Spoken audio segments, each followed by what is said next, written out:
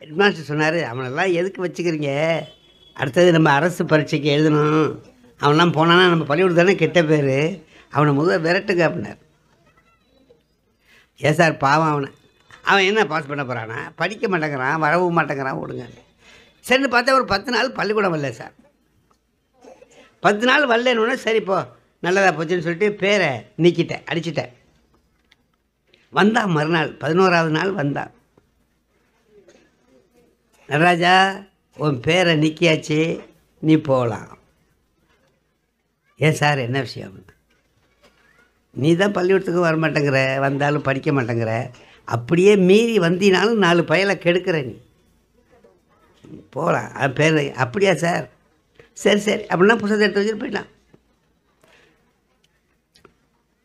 அப்பா ஒருத்தன் முடிஞ்சிடா ஒருத்தன் கதை அப்படின்னு நினச்சிக்கிட்டு இருக்கேன். அரை மணி நேரத்தில் அவங்க அப்பா வளர்த்திட்டு விட்டான்.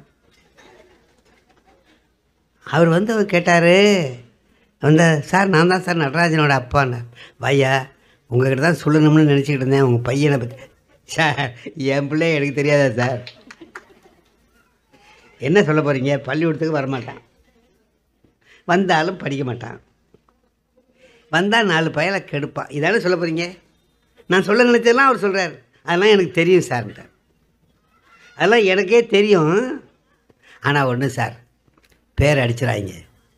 ஏயா இந்தமாரி உள்ளவனை வச்சுட்டு நான் என்ன பண்ண போகிறேன்? பேர் அடிச்சிடா என்ன பண்ணேன்? இந்த வருஷம் மட்டும் கொஞ்சம் போட்டு அடித்து அப்படி ஒப்பேற்றி விட்டிங்கன்னா அவனை ஒரு வாத்தியார் வேலைக்காவது அனுப்பலான்னு பார்க்குறேன்.